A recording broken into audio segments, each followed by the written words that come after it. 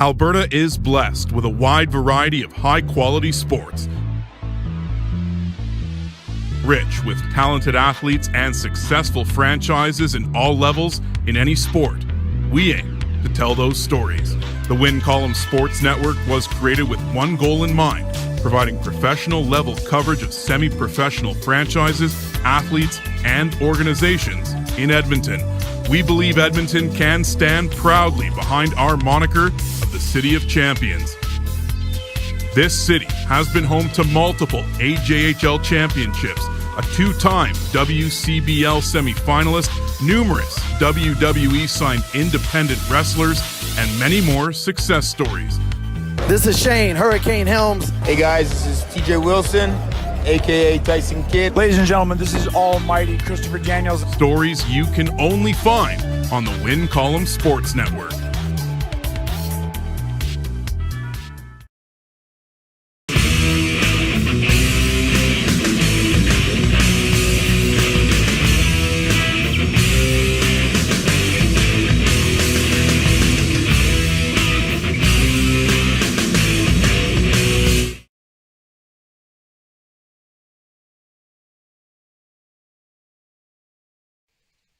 All right, folks. Whoa, wrong screen here. Here we go. Let's just get out of there. That's a great way to start up here. Spot blower. It's been a while since we've been together. All right, folks. Welcome to Over the Top Rope Live. He wants to be when he grows up. Welcome to Over the Top Rope Live, WWE Backlash 2020 edition from Backbreaker Media headquarters here in Edmonton, Alberta, Canada.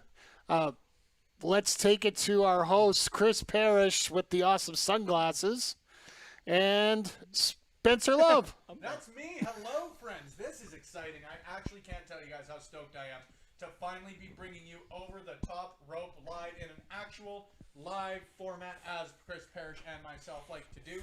Very, very excited to be here, especially because, you know, we'll get into it a little bit here, Parrish, but I think that we've got a great pay-per-view coming up, despite the fact that there have been some people, at least in my circle as far as wrestling goes, that maybe this isn't the card for them. Maybe they're not as excited as they have been for this as there have been other pay-per-views, but I'm really, really excited for this one. Lots of great matches on the card. Parrish, let's get started, man. How are you doing? How are you feeling about Backlash 2020?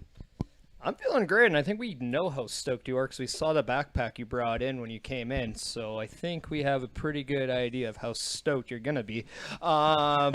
Besides the, but, you know, if I can be perfectly blunt here, I am doing just fine because I got beer, we have wrestling, and we have OTTR, and we have all of the crew back together. 100%, man. This is like... It's all about one crew. This is I don't even have a great comparison for this one because there haven't been a lot of great returns as far as three-man trios go. It's when the 3MB finally get back together. There we go. That's what we're going for. It's going to be half that.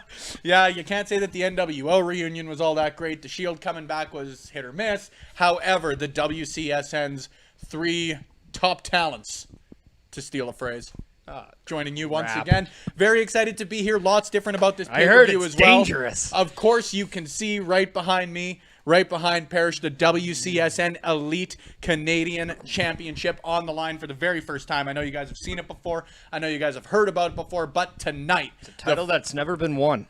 No, and a title that will be won for the very first time tonight. Of course, a lot of rules and regulations as far as that goes. Heads to the WCSN social media pages for that. We're not going to bore you all that much with it. However, of course, it's a Pick'em Championship. Parrish and myself going through every time we've got a WWE pay-per-view, making our picks, making our predictions, and finally putting the championship gold on the line. Parrish, early thoughts. Let's start this one off. Mike, you're going to take us into the first match, but before we do that, your early pick for match of the night. I think my early pick for match of the night, well, I'm going to say this. I still don't understand why we never got AJ Styles, Daniel Bryan on the pay-per-view tonight. I thought that was a missed opportunity. They had a hell of a match. And you know what? If they just want to throw in a rematch, I'm totally for that. But with that being said, I have a feeling the match of the night is actually going to be Bobby Lashley versus Drew McIntyre. Mm-hmm. Thoughts? Why? Why is that? Because I think this is the Justify a Bobby Lashley pick to me, Parrish. This is I believe the very first time Bobby Lashley feels that they have put him in a position to be one of their main guys on a pay-per-view probably ever. And this is even going back to when he was the reason why Donald Trump and him shaved Vince McMahon bald at WrestleMania. RMP Umaga. But with that being said, I think he has a chance to prove himself as being the guy. He's been clamoring for that match against Brock Lesnar.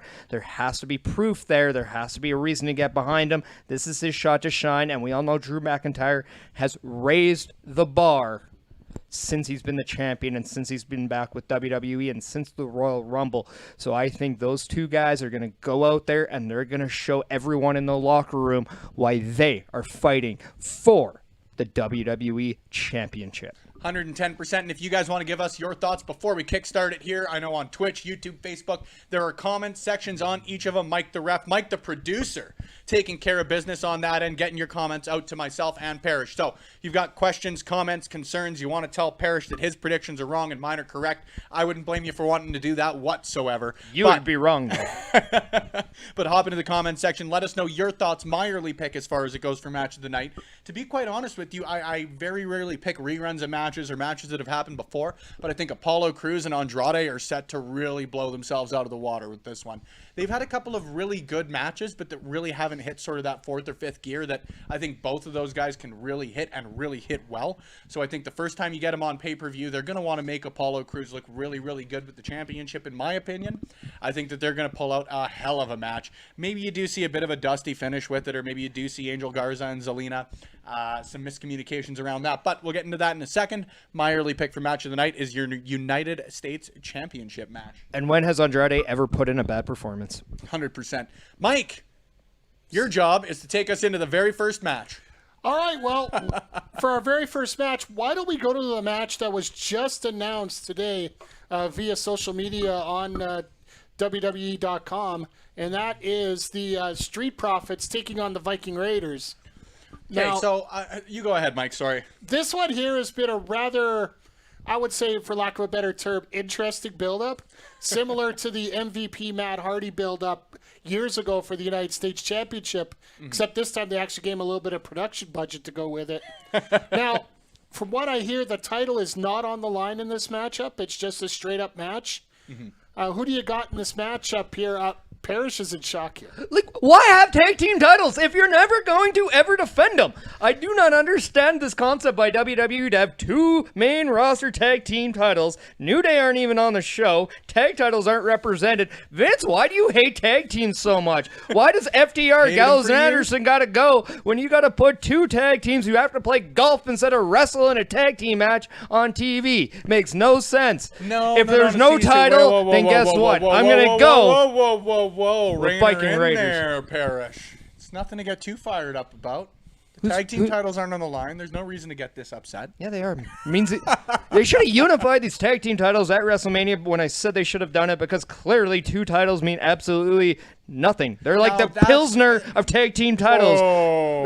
Whoa again. Don't worry about getting so hot. They're not on the line, Spencer. Hey, the Pilsners are right here, my friend. No.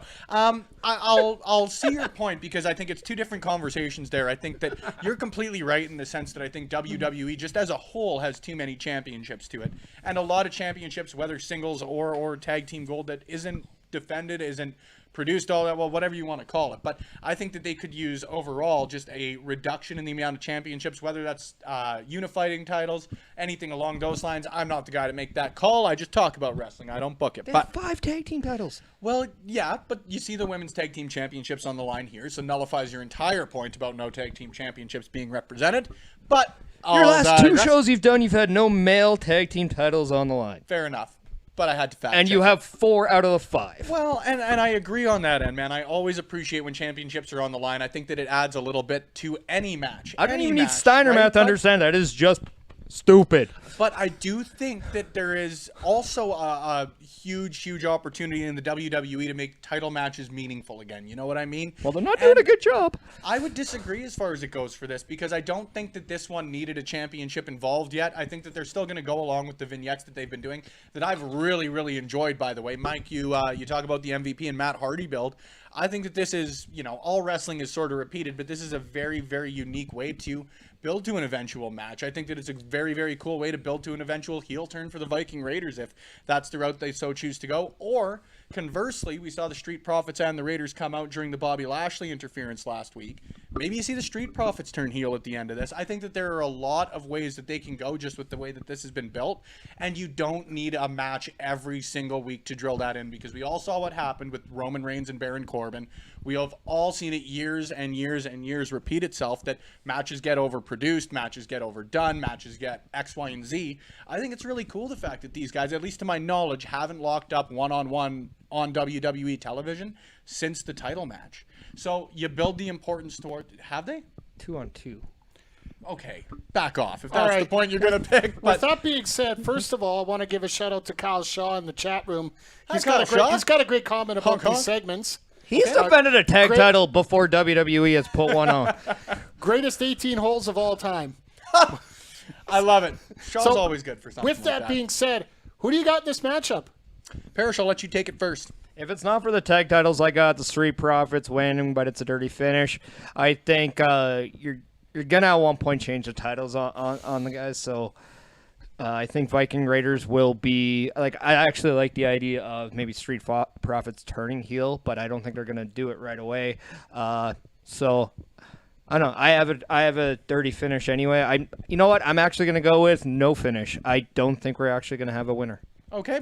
Fair enough. I'm calling the Viking Raiders. I talk about the need for less cliche in WWE and in wrestling overall. This ain't the time for it. You're going to get the Viking Raiders pinning the champs to earn a shot at the champs.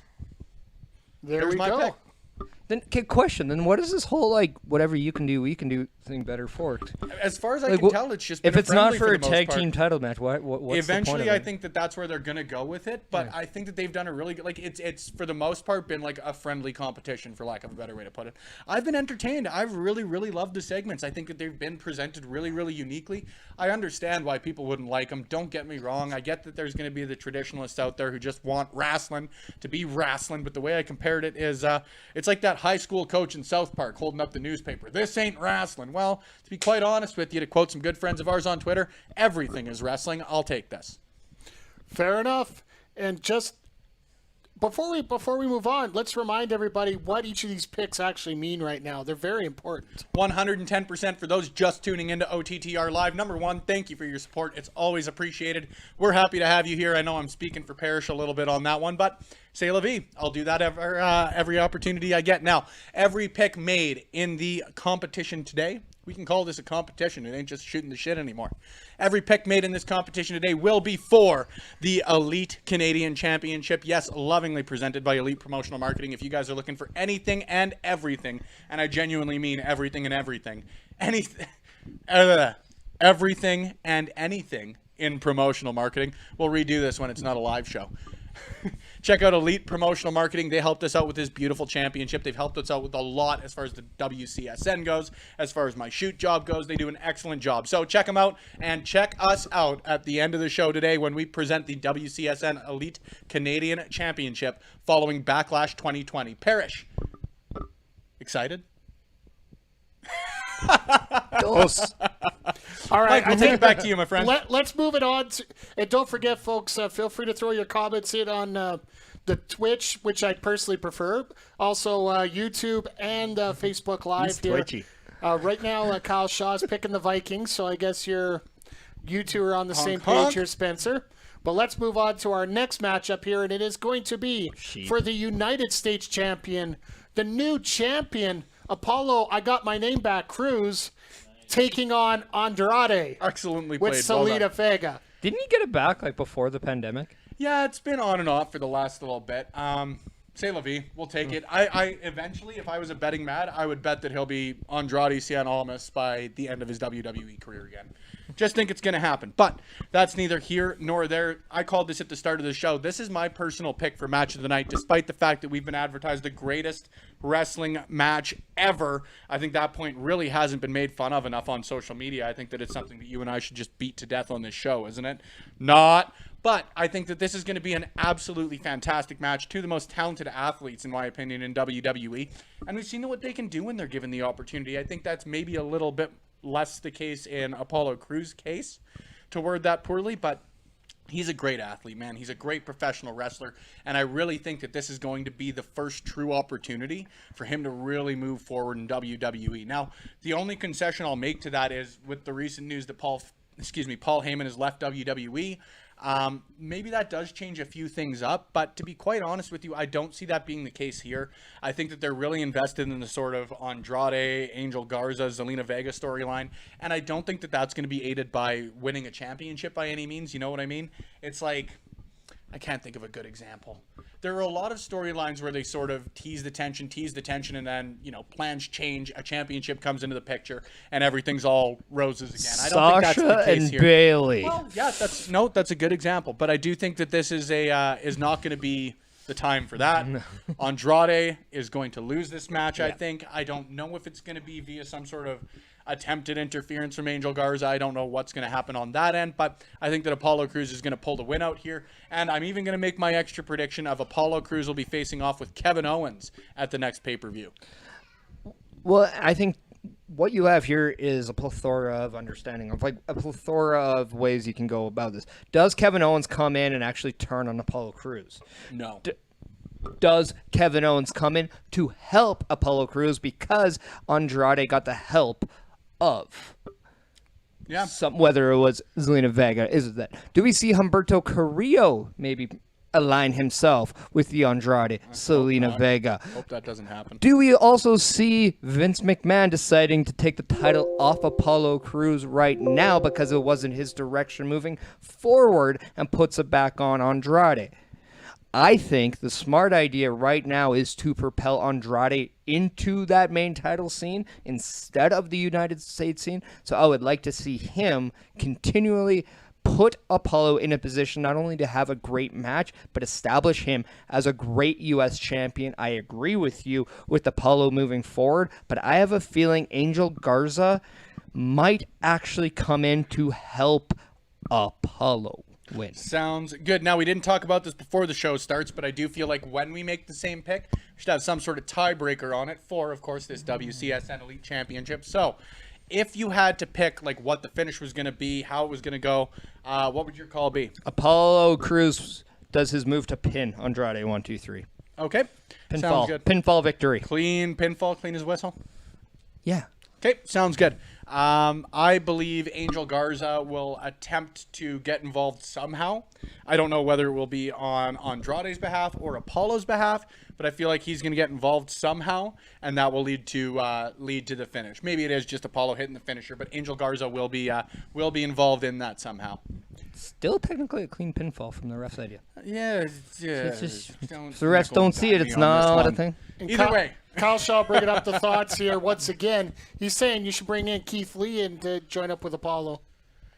Yeah, I think that, and I said this actually on the Mr. Warren Hayes show, produced and hosted by Mr. Warren Hayes, and if you haven't checked that show out, do it every opportunity you get. But my thing with Keith Lee, I would love to see him on the main roster. I would love to see him stick around NXT for a long time. He's a great pro wrestler. He's going to do great, wherever he goes. But I think that him really being the guy to establish the North American Championship is really the direction for him to go right now. If he was to get called up tomorrow, dude, I'd be psyched as anybody. Don't get me wrong on that. But I think that it would be a really, really great direction for him to be the first guy to truly establish the North American Championship. Because if my memory serves me correctly here, and Mike, you're going to interrupt in a sec, so I'm going to ask you for a fact check here. The North American title has maybe been successfully defended, I think, 3 times at most. From the start, it was lost every single first defense. So I think that being somebody to really establish it as a title to want and love would be the way to go for Keith Lee. Mike, hop in, buddy. In terms of fact checks, Keith Lee was the first successful title defense. I thought the Dream did. At a takeover. At a takeover. Okay, thank you. Adam Cole did it on TV all the time. Yeah, like there was, I believe, 1 or 2 defenses by the Dream, but not much. Mm-hmm. But I figured you would figure this would be a lot more important, Spencer. Drew Dalby, infamous PWA manager, and one of our favorite Saskatchewanites, sorry, Doyle, brings up this very important comment. Trogdor's shirt for world champion. I knew I liked you. But Pilsner sucks for 2 reasons now. Hey, back off. Good Drew people. Dalby and Mitch Clark. I like Spencer. Be nice. All right. I was to you. Let's move on to All our right, I'll next take that. I'll match. take that. Let's move on to our next matchup here. And it is going to be for the, speaking of amalgamated titles, the WWE Women's Tag Team Championships.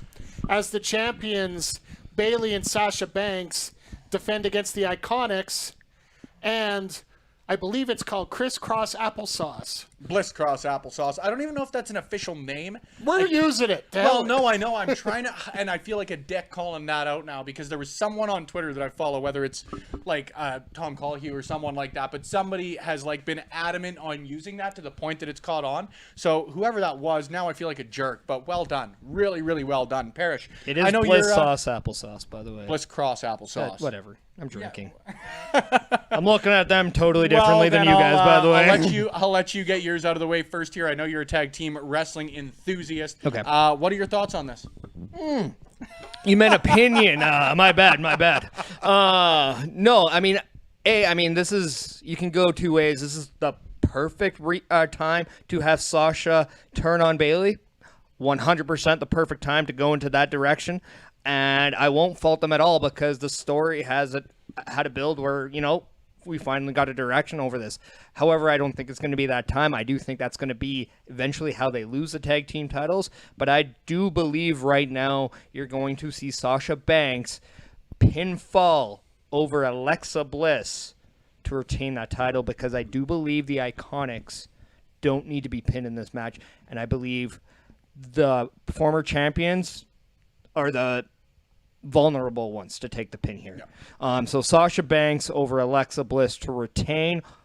Although, if I was booking this, perfect time to have the Iconics yet again defeat the team of Sasha and Bayley in a multi-person tag match to win the women's tag team titles. Dude, I think it'd be excellent. I think that would be an excellent route for them to go. When you talk about long-term storytelling in WWE, that's a perfect example of a way they could do it and do it very, very well. And to be honest with you, I think you're completely bang on with every point you made. I just think that it's a little too early, unfortunately, because and that's I agree, and that's why I'm going with Sasha I would have Banks. even called like pretty well the exact same thing that you did if we were still going to get SummerSlam in Boston, if there were still going to be fans there, because I think that Bayley's going to turn on Sasha. I think that they're going to run that feud back with the roles reversed.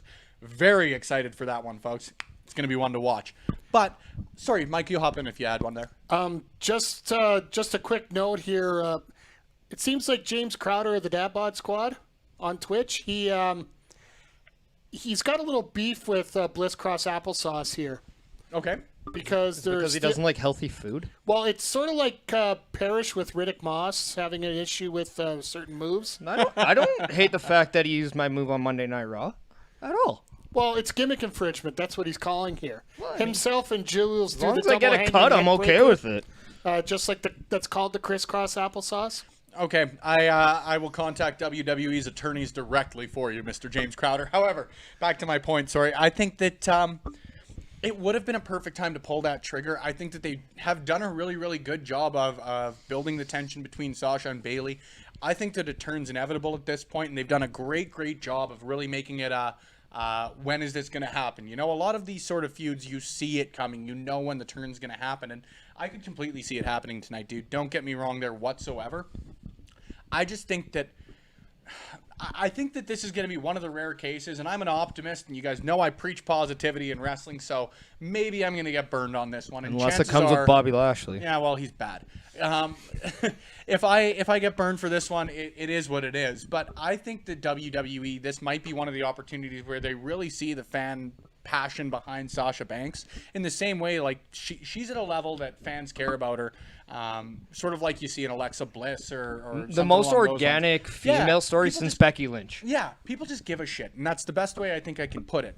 So when Sasha Banks, not if Sasha Banks, when Sasha Banks eventually wins the SmackDown Women's Championship from Bayley, I think that it's going to be something that happens in front of fans. I think that turn has to happen in front of fans, and you know, it's unfortunate that they haven't had the opportunity to do that yet, because I think that SummerSlam in Boston would have been such a great place to give Sasha that run with Becky out, like you mentioned, with Charlotte and Asuka sort of stuck in this, like, a great feud, but a perpetual feud.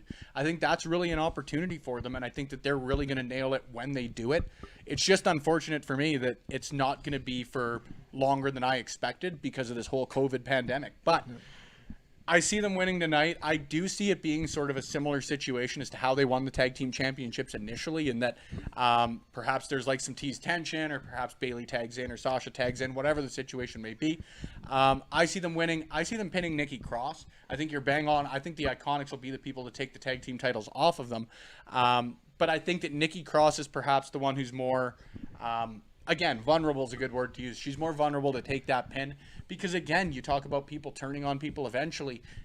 Alexa Bliss is just so good at being a heel. So good at being a heel. And she's a great face, but by my money, there are very few people in WWE that are a better heel. So I think her turning on Nikki Cross eventually is going to be hugely emotional too. And they can use these tag team titles as a catalyst for a lot of those sort of developments. Well, I wanted to make this one last point before we go to the next match, is we already know that the winner of this match goes to NXT and defends those tag team titles, I believe, against who's a Shotzi Blackheart and Tegan Nox. And you look at those two individuals, and they are lovable baby faces. And you're not going to put the tag team titles on if it's not anybody but the two biggest characters you can despise right now. And in the female division, if it's not Charlotte Flair having either lover or hater heat, it is definitely Sasha and Bayley, who are the most over heels in female wrestling right now. Yep. Because they're good at their job. I agree, and I think, we'll touch on it, Mike. I think we've got one more match before we head to a commercial break here. Absolutely, but beautiful. Hold on, sorry about that. I wanted to confirm. We got some comments. So. Again, just the one point I wanted to make there before we turn to the comment section, Mike. I think it is going to be so cool to see Bayley back in NXT as a heel. And I know that it's not going to have the sort of same effect that it would had there been fans at Full Sail. But, man, I think that this is going to be a really, really cool experience. There has been no better, and I don't think has been a better babyface in wrestling, but I don't think there's been a better babyface in NXT than Bayley was during her run. I really don't. Mike, comment section especially for the women's. I will agree on that. First of all, James Crowder would like to thank you for getting a hold of the WWE attorneys for him. You're welcome. It might take a lot of faxes from Staples, but we'll get it done. We'll try. We'll do what we can here. That's a good plug to get some sponsorship from Staples. And speaking of sponsorships, cheap plugs, etc., at this time, Mr. Shaw would like to highlight that the fact that August is going to be Women's Month on the Monday Night Shaw podcast. So excited on that one. Make sure you check out the Wincom Sports Network, the WCSN, for all your details about what's coming up with that. Well, 100%. I'm always happy to plug Shaw real quick before we move on to our next match here, Mike. But Kyle Shaw is one of the hardest working individuals in professional wrestling. There is genuinely nothing that you guys can say to change my mind on that one. Nobody gives a shit like he does. His podcast is great. Tomorrow he's got an exclusive interview with Ryan O'Ryan coming out right here on the WCSN, but a lot of great guests lined up. Marty Sugar's going to be on the show. BJ Laredo's going to be on the show. I know Pride's got some interviews lined up on that end as well. So very, very cool to see. Very, very cool to hear. Kyle Shaw, you're the man. Keep it the fuck up. I just honk. I find it perfect timing that you have an interview going on with Ryan Ryan's the same week as we're celebrating Pride here in Edmonton. So. Absolutely. You also mentioned Pride. Oh, you different Pride. Thank you. But let's nice move on. cash. Let's move on to our next match, right?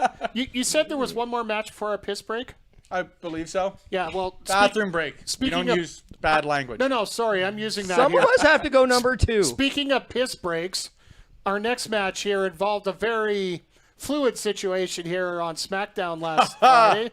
Okay, now there we go. With Jeff Hardy taking on Sheamus in one of the most controversial Gene Principe just tweeted, It was silly. I think that's the best way I can put it. What a silly segment. What a silly thing to do. It brings it back to an ECW gimmick that they were trying to do with Lance Storm years ago. Even then it was dumb. Shawn Michaels, they did the same what thing was in like he drinking 97, for his 98. urine to be that gold? Dude, there was a lot of issues with it. The fact that you can fill like more a water, liter, Jeffrey. a More liter water. Mason jar. That was a full-on liter Mason jar. And he couldn't have been behind that curtain for more than 30 seconds. But, like, again... Even Pearl Jam doesn't have an even flow like that. Nicely played. Well done. I appreciated that one. But I mean, that was a short amount of time and a lot of pee. It was just bad. I always like, again, to preach Even Sesame positivity. Street in didn't pro have a beaker wrestling, that size. There's got to be some sort of lightheartedness. I'm gonna be nitpicky here, but Beaker's a Muppet. I know the Sesame Street gang is Muppets as well. But He's also against Sheamus, who looks like him. No, come on. Okay, back off. I'm very passionate about my Muppets. Now, I think that this is just a badly done segment, and the worst part of it for me is that you've got two individuals in Jeff Hardy and Sheamus who are two of the most talented people in professional wrestling. Again, I've got no issue saying that. People know what Jeff Hardy's done. They see the accolades, but let's get real here, guys. I think that Sheamus is going to go down as one of the most underappreciated pro wrestlers of potentially our generation. Like, I really don't have a way to undersell it on that end, but you look at the accolades he's got behind him, you look at the championships, you look at all of that.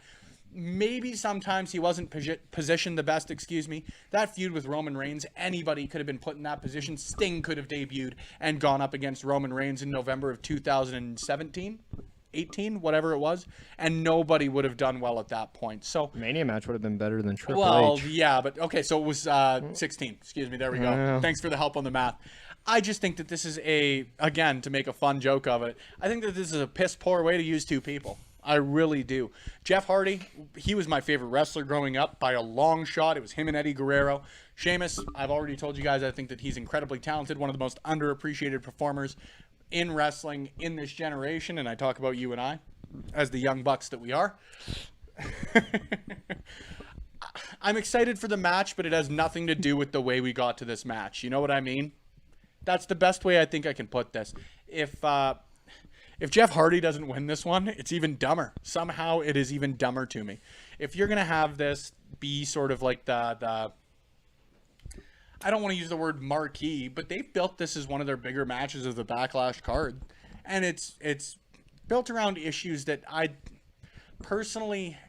think that it's a touchy subject. I'm not personally a fan of feuds going around this way. I didn't like it when Jericho and CM Punk did it. I didn't like it when Punk and Jeff Hardy did it. And I just think that despite those matches being great, had nothing to do with the builds to get to him. You know what I mean? You know what? I actually don't mind them going out there and trying something like this, especially when, like, if a guy like Jeff Hardy actually had the okay of it with it, I think he's the only one that should matter right now, because the fact of the matter remains is this is still an issue that goes on even during this pandemic. Alcoholism and addiction still goes on, and this is still something where if I'm watching Jeff Hardy, he to me is someone that I can look up to as someone that can say, hey, look, you went through all this and you came out a better person out of it. And because of that, I now look at him in a different light, just because of that battle, because addiction is not the easiest thing to overcome. 100%, but man. With that being said, I can understand that, like, okay, there's more of a creative way to get into this. I can understand that. And as a traditionalist, yes, I completely understand. But if I'm going to tune into Monday Night Raw and see a turkey leg pulled out of the 18th hole, then a cup of fake pee thrown in somebody's face isn't the worst thing I saw this week. With that being said, I agree. I do not see a point right now to have Jeff Hardy continuously take the hit here. It makes the most sense. Take the piss. It's an English phrase, but it still works. We're trying to fit as many of these in as we can, Parrish. Come on. I was about to say your expectations of this match might not be there, but you're in for a great match. Mm-hmm. See, you didn't even get it. No, I didn't. You're in. Subtleties. You're in. Subtleties never been our strong point, Parrish. Well, you also didn't get the Beaker reference, so I mean. Of course, I got the Beaker reference. I didn't just get it in relation to Sheamus. It has to be the Pilsner. But with that being said, I mean, these are great performers, great wrestlers, and you're gonna get a really good match out of this. I think Sheamus can take the fall here, because all it takes is a surprise win and a post-match beatdown for you to actually care about it again, if you want this to continue. However, part of me kind of wishes, Sheamus takes the loss. Maybe we see a segment where Cesaro's like, hey, and maybe we get the reunion from the bar, which we know Jeff Hardy knows all too well. Ouch. Okay, see that? I'm going to be a hypocrite here, but that was well done. Spencer, you might have an enemy in the chat room here. Who's now. that? Hey, Fred. Unfortunately, well, first of all, Kyle Shaw, I'm not responding to your question here because there's some things in bad taste that I don't want to include on that one. Like pee? There's some other. Trust me. Yeah. Anyway, moving on here. Mr. Ben Oman in the chat room. His exact quote: "Boo, Spencer, boo. Your opinion is bad."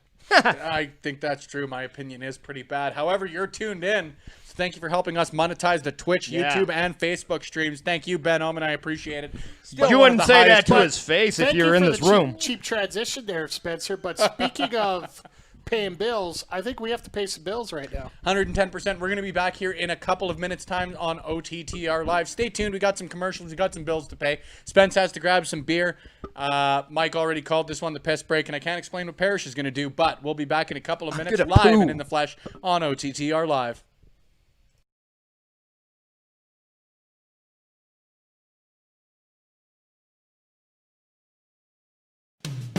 When things aren't going right for your team, you scream at the television. When things are going right, you throw up a fist pump. The Win Column Sports Network puts your passion into words. Along with our affiliates Below the Ice, Duncan Duma, and Backbreaker Media, the Win Column Sports Network provides professional level coverage of semi-professional franchises, athletes, and organizations in Edmonton. Get in the Win Column with a fan's perspective on local sports with stories you can only find online at wincolumnsports.ca.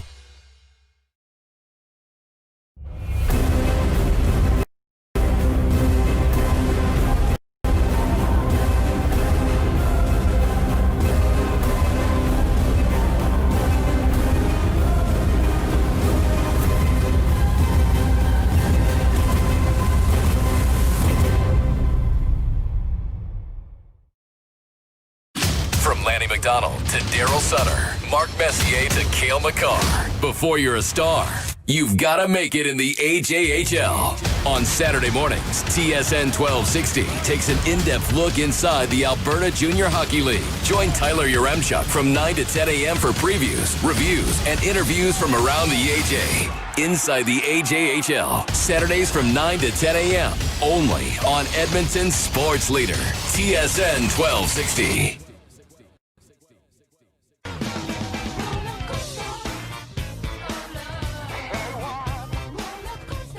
Hello friends, this is Spencer Love, the host of Conversations with Love, the exclusive one-on-one interview series sweeping the nation, or at the very least, the great province of Alberta, Canada. Tune in weekly to Backbreaker Media, a proud member of the Win Column Sports Network, as I host a member of the independent wrestling community here in Alberta, or wherever the hell I feel like interviewing somebody from.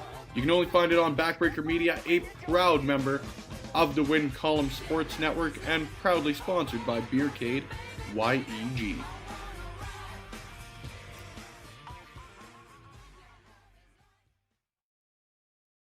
Are you looking for the newest and hottest in the world of pro wrestling? Then check out the amazing action on Powerslam.tv, the biggest indie pro wrestling channel in the world. Get over 6,000 hours of the best events from over 150 of your favorite promotions from 20 different countries around the globe. Brands like Progress Wrestling, Evolve Wrestling, Combat Zone, Defy, PCW Ultra, PWX, Over the Top, Shine, and hundreds of others with fresh content added every day for only $5.99 per month. Get your free trial today at Powerslam.tv.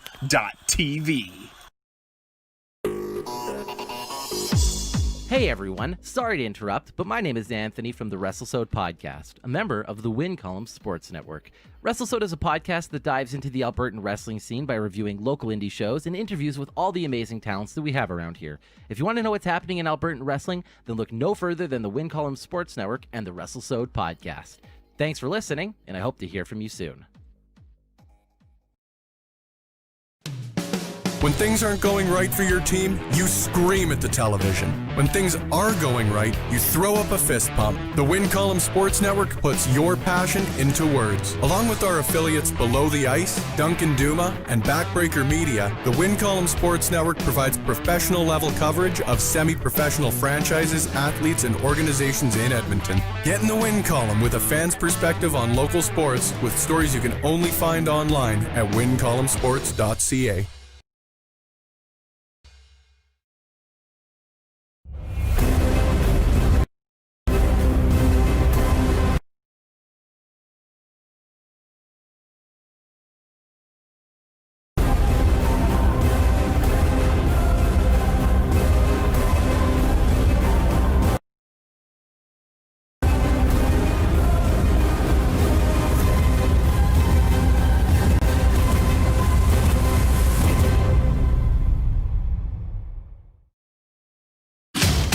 McDonald to Daryl Sutter, Mark Messier to Cale Makar.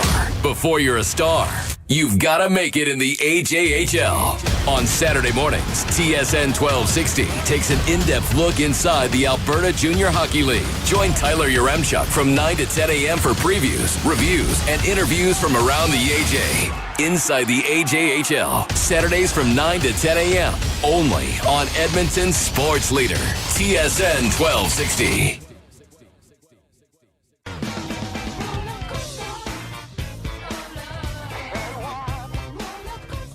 Hello friends, this is Spencer Love, the host of Conversations with Love, the exclusive one-on-one interview series sweeping the nation, or at the very least, the great province of Alberta, Canada. Tune in weekly to Backbreaker Media, a proud member of the Win Column Sports Network, as I host a member of the independent wrestling community here in Alberta, or wherever the hell I feel like interviewing somebody from.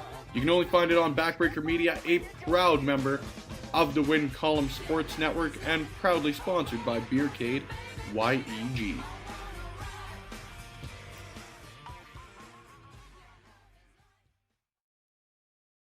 Are you looking for the newest and hottest in the world of pro wrestling? Then check out the amazing action on Powerslam.tv, the biggest indie pro wrestling channel in the world. Get over 6,000 hours of the best events from over 150 of your favorite promotions from 20 different countries around the globe. Brands like Progress Wrestling, Evolve Wrestling, Combat Zone, Defy, PCW Ultra, PWX, Over the Top, Shine, and hundreds of others with fresh content added every day for only $5.99 per month. Get your free trial today at Powerslam.tv.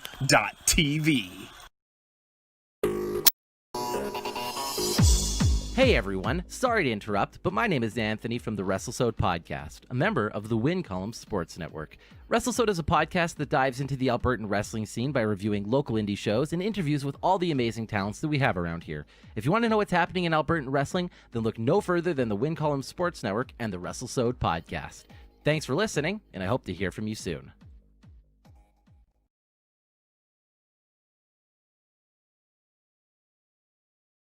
Spot blower. I guess I should turn on the volume here. We are back here with Over the Top Rope Live WWE Backlash Edition.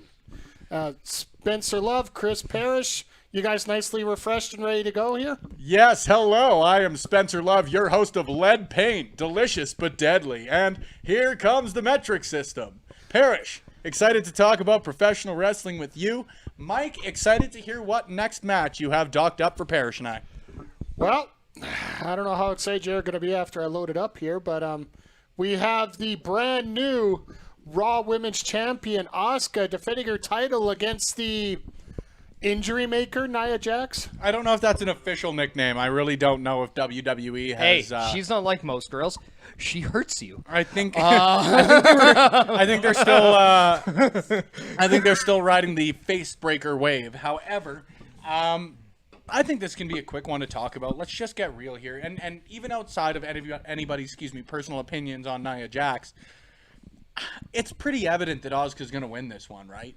Like, they've already set Charlotte Flair up as her next challenger. They've already set that feud up.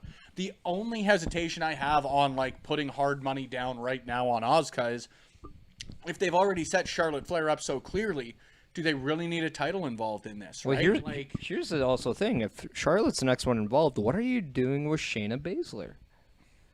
And that's a great question too, man. And I can't really speculate to that one. I think that right now they've sort of got the creative has nothing for you.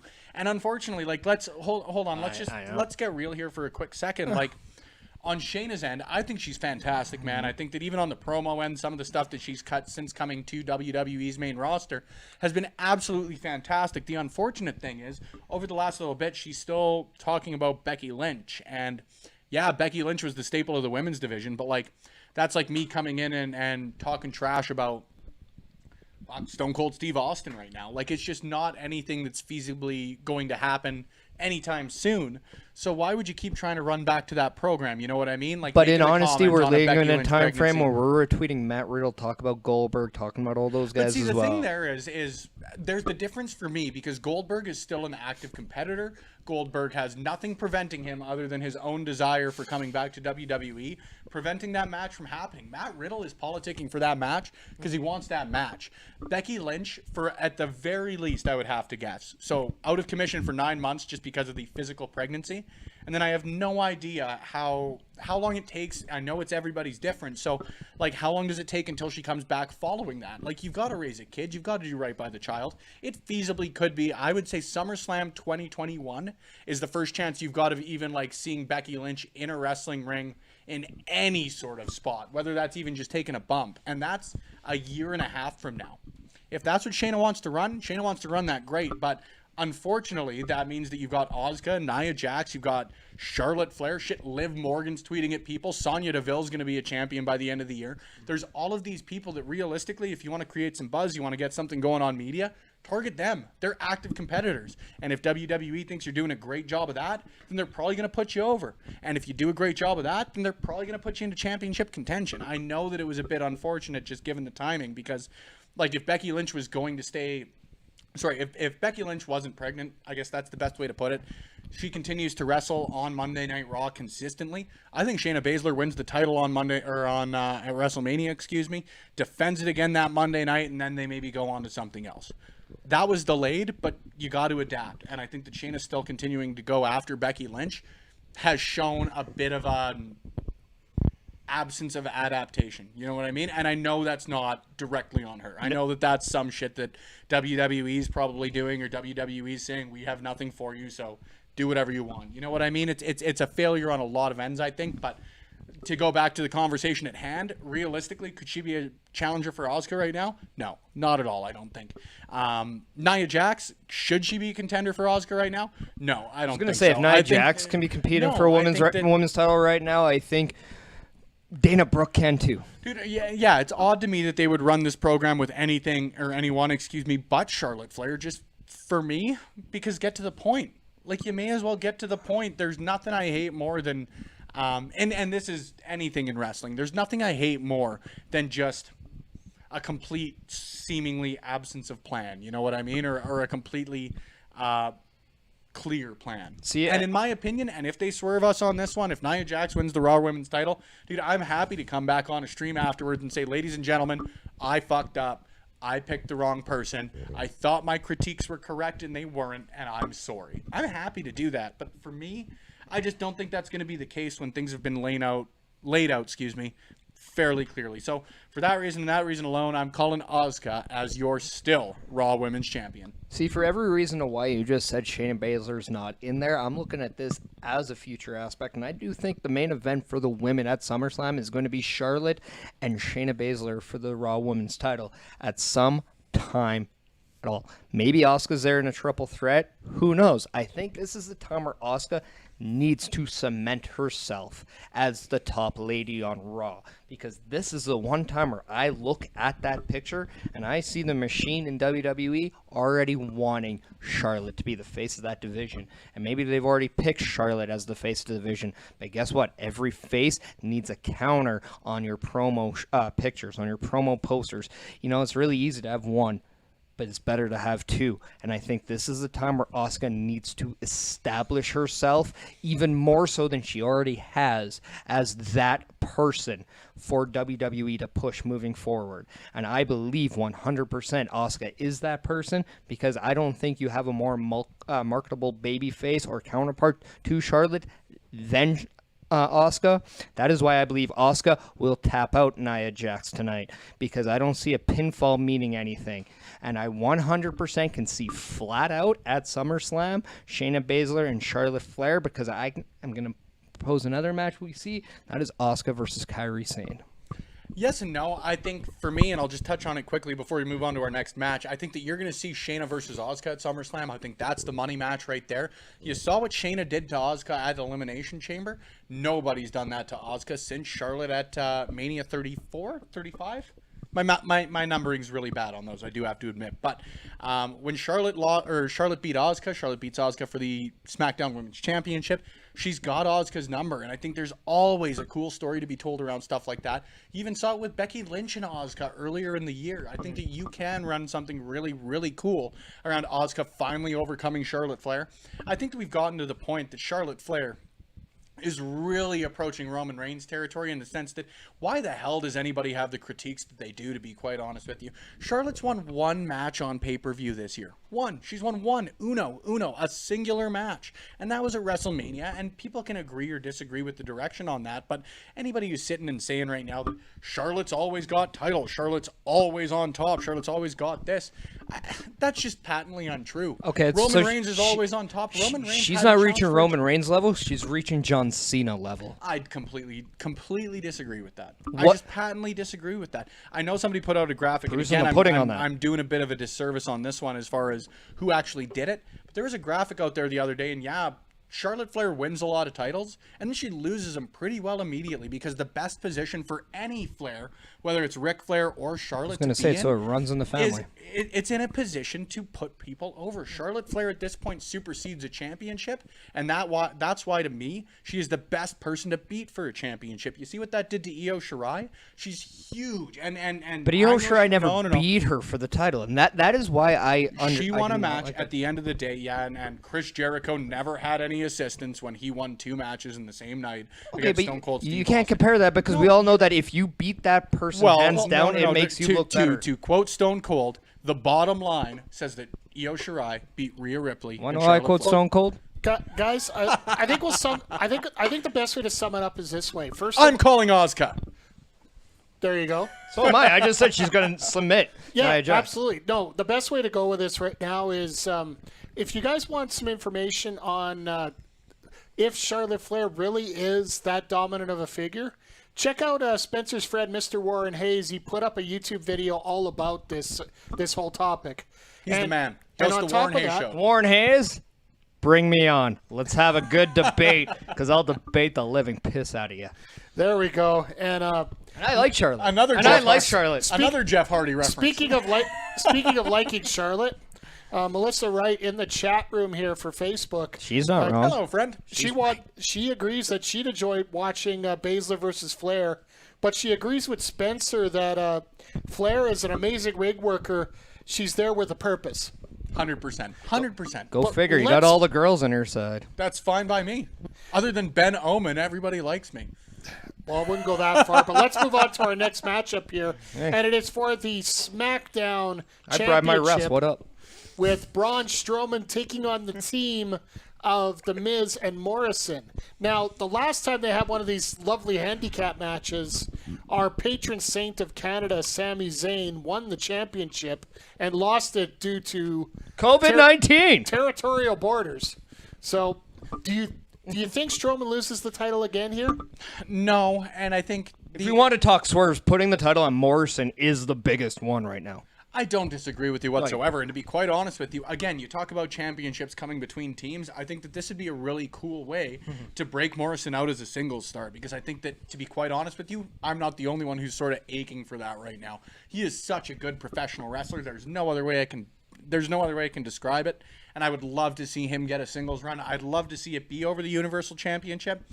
I just don't think it's going to happen. I have no other better way to put it. The only really saving grace I've got for this being a handicap match is Excuse me, I guess I've got two. Number one, Braun Strowman, any bigger guy, whether it's him, whether it's the Big Show in his prime, whatever. Yeah. These are the only times for me that any sort of handicap match is realistic, unless it is sort of like the stacking the odds against someone that they're, insurmountable. But the second saving grace I do have for this, and like you mentioned, is the fact that he lost the championship, or the Intercontinental Championship, in a handicap match. I think that there's some cool storytelling there as far as it goes, but for me, I'm never really a fan. I really don't like handicap matches. I don't like them in a situation like this, and I don't like them in a situation where, in all honesty, they've been presented in, and I'm talking about Miz and Morrison here, and even as a duo, they are presented as less than Braun Strowman. I think that if you're going to put out a handicap match as one of your main events in WWE in this day and age, you need to present the Miz and Morrison really like not just doing these goofy pranks. And I don't mind the vignettes, don't get me wrong, but they really had to dominate him at some point. They really had to. They needed to make you think that they had a realistic shot at it. And I don't think they've done a good job of that, to be quite honest with you. And I'm excited for the match. There are very few matches, to be quite honest with you, in WWE that I'm not at least semi-excited for. Because even look at the three guys involved in this. They're great pro wrestlers. They're great pro wrestlers. They're going to do something great. And if that doesn't happen, then I think everybody in wrestling, and this sounds like a big overblown statement, but if you're disappointed by a match, by a major promotion in this day and age, chances are they just should have done better. You know what I mean? These are the most talented pro wrestlers. Or you just have a different opinion than what they thought. I just think that completely it. Yeah, and I just think that when you've got talented pro wrestlers, you should go into a match excited because they're great pro wrestlers, and great pro wrestlers do great things. I know that's such a blanket statement, but it's the best way I can sum this match up. I'm excited for it. I'm not really excited for how they got to it. I don't like, to be quite honest with you, and it's a weird way to put it. I don't like the fact that The Fiend hasn't had anything to do with this. And I know that there's always got to be the bit of separation. I think that The Fiend's going to take the title off Strowman eventually. But it's odd to me that they haven't even referenced, at least in my memory, and maybe somebody can clear me up in the comment section here, but it's odd to me that they haven't at least referenced Braun Strowman overcoming The Fiend, overcoming Bray Wyatt, overcoming sort of his past and all of that sort of stuff before they just sort of hobnobbed into this feud with Miz and Morrison. You know what I mean? So overall, excited for the match. Braun Strowman wins. Miz and Morrison, there's some tension there that goes to split the guys up, and everybody goes home a little bit happier than they were before the match. Sorry, I was just looking around in case there's a point I can make without you always bringing it up. I like to ramble. Let's get ready to ramble. That was actually a consideration for the podcast title. Yeah, I know. Then like 80 people had it. I heard. But no, and that's exactly what I was going to say. I think this is the perfect opportunity for The Fiend to actually interject, because we saw Braun Strowman beat Bray Wyatt. We never saw Braun Strowman face The Fiend, and I think this is a perfect time to bring The Fiend into this fold, because I do think The Fiend and Braun Strowman need to have this match. And I do believe this is the time for Miz and Morrison to look at going up their separate ways. And we all remember when they got broken up the first time, and that was when Miz got drafted to Raw, and he kicked and gave the neck breaker, combo to Morrison. I think it's apropos that Morrison does something very similar to make Braun Strowman pin The Miz, and then we can head into a SummerSlam with a potential Miz versus John Morrison match.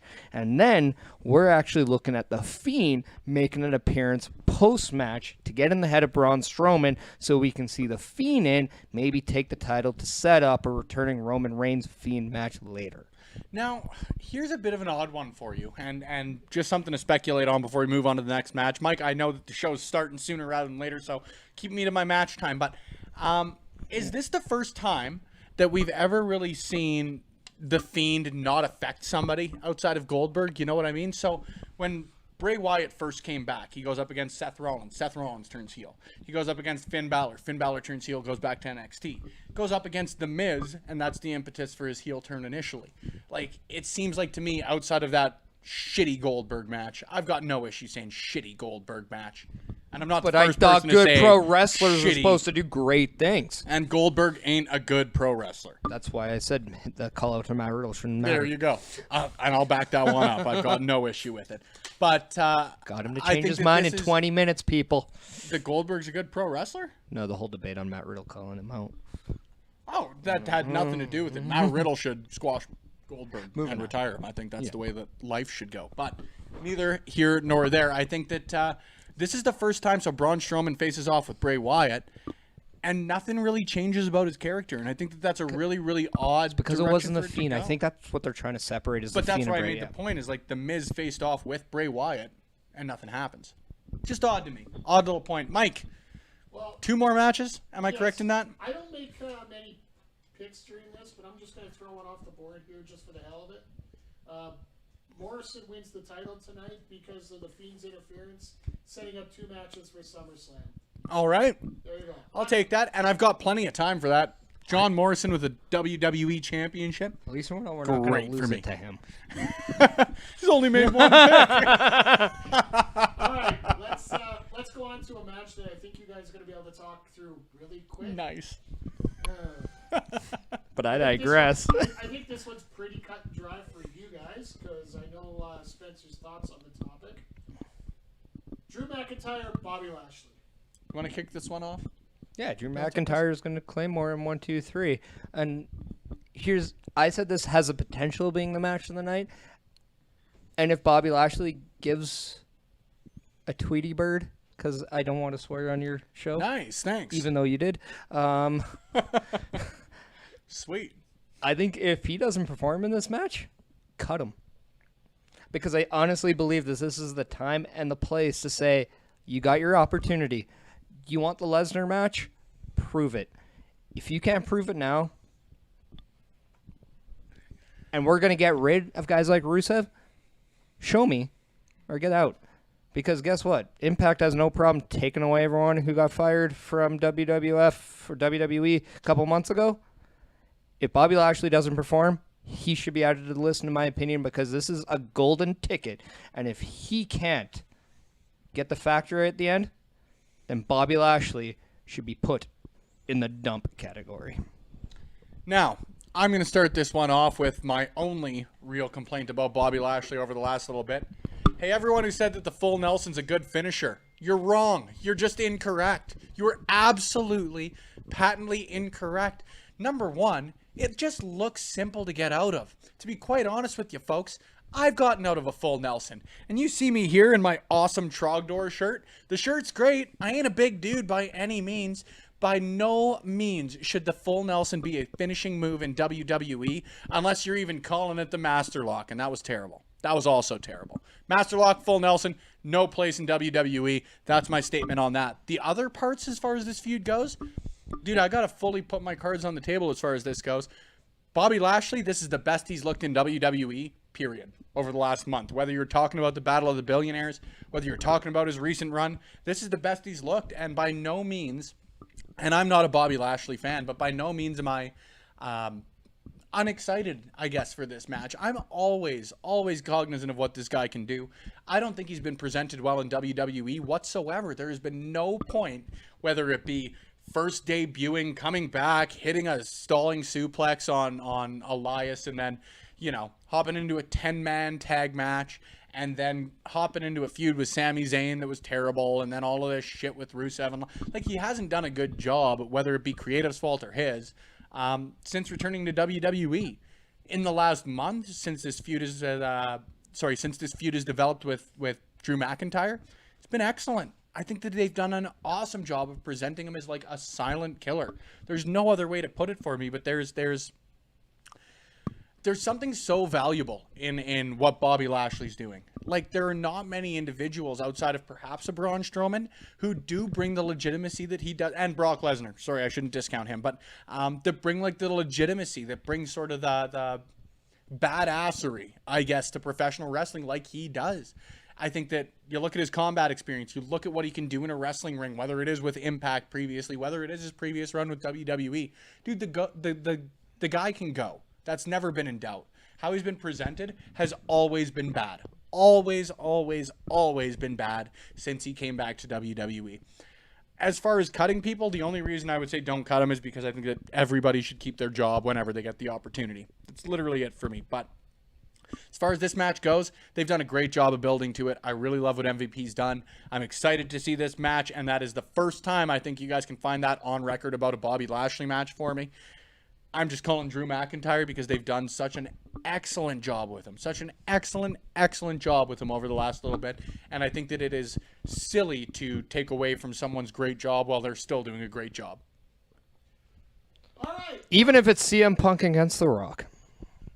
All right, well, we got one more match to go here, and I do want to warn people who are watching right now, if you don't want to know spoilers, there is a sort of spoiler part that's coming up here, so feel free to head over to the network right now if you're spoiler afraid here. But okay, I think we're free now. The last match, touted as the greatest wrestling match ever, Edge versus Randy Orton. Who you got? People care too much about promotional. There's no other way to put it. It's the greatest wrestling match ever. The WWE for 36 years has advertised the show of shows, and no one gave a fuck. Not one person said, well, I saw this show on Broadway the other day, and it was a better show than the show of shows, so who gives a shit? It's professional wrestling. It is all about hyperbole. It is all about pomp and circumstance. You guys are mad that they're calling it the greatest wrestling match ever? Why? Why? How can you possibly be upset about people trying to sell a product? That's the way the world has worked for umpteen amounts of years. That's it. That's the only statement I have on this match. I think it's going to be great. It's going to be the greatest wrestling match ever. No, but the jokes aren't good anymore, guys. Stop. Stop hurting my heart. It hurts. I'm calling Randy Orton because they're going to wrestle at SummerSlam. That's it. That's all. Really happy about Edge. I'm glad he's back. He ain't winning every match, so he ain't winning this one. That's it. Bears? Talk about the match. Tell us how you really feel. Oh my God, I'm just so sick of it. Like, man. I get it. Because people got mad. They had their opinion on, I'm the best in the world. I'm the best there is, best there was, best there ever will be. The fucking best in the world trophy. I am God's less gift than to 2 professional years wrestling, ago. people. You hear that one? It's called entertainment. Either like it, hate it, voice your opinion, but to throw rocks at a glass house, then guess what? Shut up. You have a better opportunity at your hands and just enjoy what you get to see. Twitter shouldn't always be about complaining. With that being said, man, I am as torn as you can possibly be in this match. Yeah. And because in one faucet, I could see Edge winning because you have a man who, again, could establish himself as a great wrestler in the greatest wrestling match ever. And guess what? There's part of me that hopes to God this is the best wrestling match ever, so everyone who could say something. I hope it's a squash by this point. I hope Randy Orton runs to the ring like he did before their Mania match, hits the RKO, and it's done. That's all I hope. I ain't gonna lie to you anymore. I want this to be like a very short match. I hope that at the end of this, I can tune in and say, holy shit, that was hilarious. That is all I hope. Or I hope it is a great wrestling match. But at the end of the day, the troll job would be terrific. Parrish, I know. what's your pick? It's like my time is now, but then freaking somebody else comes out. My pick is Edge goes for a spear, but Randy Orton counters it for an RKO for the 1-2-3. Boom, calling the finish to a T. Excellent. I like that. That's a very, very good finish to what is only going to be the greatest wrestling match ever. Yeah. Only because this is the that's the tag for the match. What I want to see, finger poke of doom, rated RKO gets back together. Just to troll everybody. That's even better than my idea. Go Mike's idea. That's All right. Yeah, that's terrific. Well, that's going to wrap up our Backlash preview here on Over the Top Rope.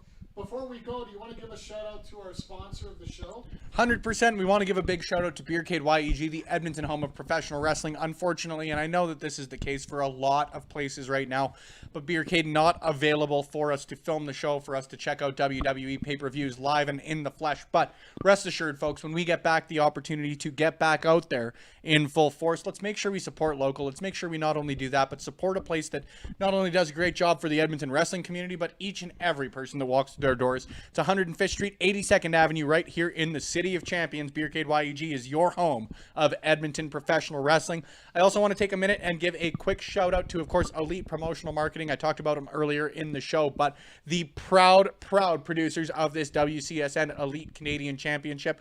We're not sure how we're going to present it. You guys might see us here live after the show as well, depending on who wins the card tonight, depending on who wins the predictions battle tonight. But rest assured, by the end of tonight's WWE Backlash, there will be a brand new, the first ever WCSN Elite Canadian Champion. Parrish, give me your thoughts. I'll close the show out, and then I'll hand her over to Mike, the producer, before WWE Backlash 2020.